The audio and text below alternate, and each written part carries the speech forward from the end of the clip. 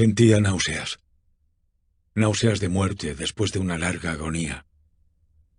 Y cuando por fin me desataron y pude sentarme, sentí que mis sentidos me abandonaban. La sentencia, la terrible sentencia de muerte, fue lo último que mis oídos pudieron escuchar. Después el sonido de las voces de los inquisidores parecía mezclado con un soñoliento zumbido indeterminado. Trajo a mi alma la idea de revolución, tal vez por asociación imaginaria con el ronroneo de una rueda de molino.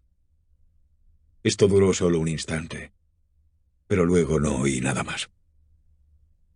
Sin embargo, durante un rato pude ver, aunque con qué terrible exageración, vi los labios de los jueces con sus togas negras. Me parecían blancos, más blancos que la hoja sobre la que escribo estas palabras, y finos hasta lo grotesco, finos con la intensidad de su expresión de firmeza, de inmutable resolución, de absoluto desprecio hacia la tortura humana. Vi que los decretos de lo que para mí era el destino salían aún de esos labios. Los vi torcerse mientras pronunciaban la sentencia de muerte. Los vi modular las sílabas de mi nombre. Y temblé, porque no hubo más sonidos. También vi durante unos momentos de delirante horror el suave y casi imperceptible movimiento de los negros tapices que cubrían las paredes de la habitación. Y después mi vista cayó sobre las 7 altas velas que había sobre la mesa. Primero, tenían un aspecto de símbolos de caridad y parecían blancos y esbeltos ángeles que podrían salvarme. Pero después, de repente, invadió mi espíritu una náusea de muerte y sentí cada fibra de mi cuerpo temblar como si hubiera tocado el cable de una batería galvánica, mientras las formas angelicales se convertían en espectros insignificantes con cabeza de llama, y vi que de ellos no podría esperar ninguna ayuda. Y luego penetró en mi fantasía como una rica nota musical, la idea del dulce descanso que debía sentirse en la tumba. La idea apareció suave y sigilosamente, y de un modo que pasó tiempo antes de que pudiera apreciarla por completo. Pero mientras mi espíritu llegaba por fin a abrigarla, las figuras de los jueces se desvanecieron como por arte de magia ante mí. Las largas velas se hundieron en la nada. Sus llamas desaparecieron por completo.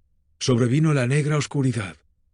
Todas las sensaciones parecieron tragadas por el loco torbellino de la caída del alma en el Hades. Luego, el universo no fue más que silencio, quietud y noche. Me había desmayado, pero no podría afirmar que hubiera perdido la conciencia. No trataré de definir qué quedaba de ella, y menos describirla. Sin embargo, no la había perdido del todo. En el más profundo sopor, en el delirio, en el desmayo, hasta en la muerte, hasta en la misma tumba, no todo se pierde. O bien, no existe la inmortalidad para el hombre. Cuando surgimos del más profundo de los sopores, rompemos la sutil tela de algún sueño. Sin embargo, un poco más tarde, tan frágil puede haber sido esa tela, no recordamos lo que hemos soñado.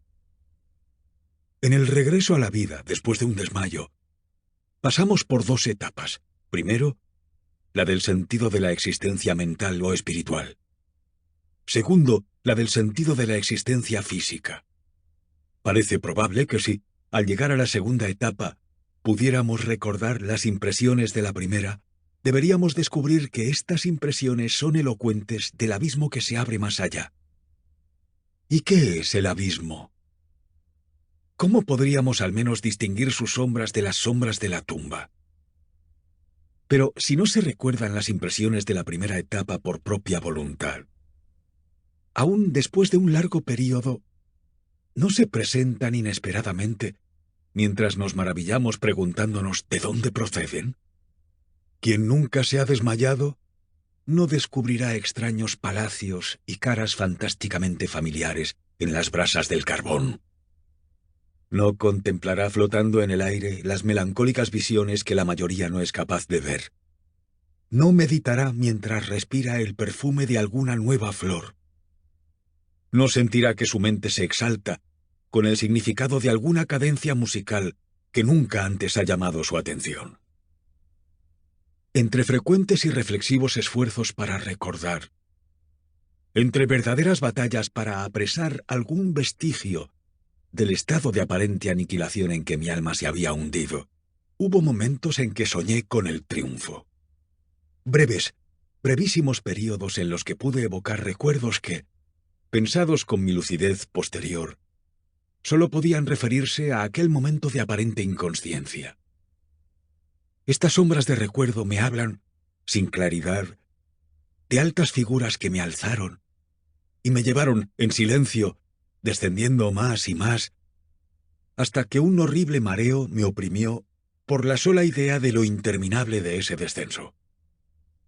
Hablan también de un indefinido terror en mi corazón, a causa de la terrible calma que me invadía. Aparece una sensación de inmovilidad repentina en todas las cosas, como si los que me llevaban, terrible cortejo, hubieran superado en su descenso el límite de lo ilimitado y descansaran de la fatiga de su tarea. Después de esto, viene a mi mente un vacío y una humedad, y después todo es locura, la locura de un recuerdo que se afana entre cosas prohibidas. De repente, regresaron a mi alma el movimiento y el sonido, el tumultuoso movimiento del corazón y en mis oídos el sonido de sus latidos. Después, una pausa en la que todo era confuso. Más tarde, nuevamente sonido, movimiento y tacto. Una sensación de hormigueo en todo el cuerpo.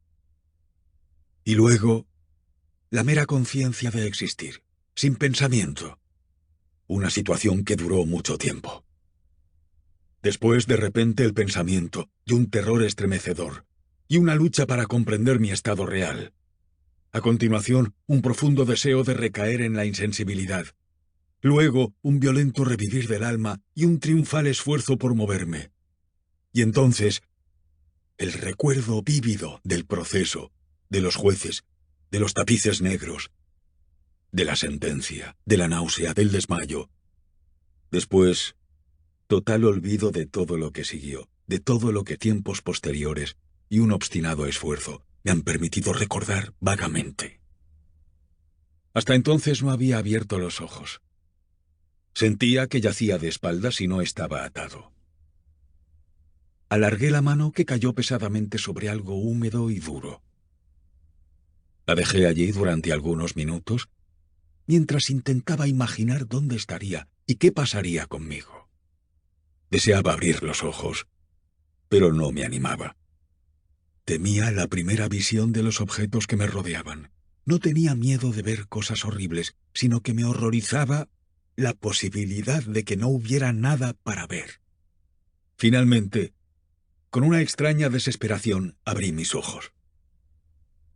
Así se confirmaron mis peores pensamientos. El negro de la noche eterna me rodeaba. Luché por respirar. La intensidad de la oscuridad parecía oprimirme. La atmósfera era insoportablemente cerrada. Yacía quieto e intenté utilizar mi razonamiento. Recordé el proceso inquisitorio y traté, a partir de allí, de deducir mi condición real. La sentencia había pasado, y me parecía que había pasado mucho tiempo desde entonces. Sin embargo, no supuse que estuviera realmente muerto. Dicha suposición, a pesar de lo que se lee en las novelas, es totalmente incoherente con la existencia real. Pero ¿dónde y cómo estaba yo?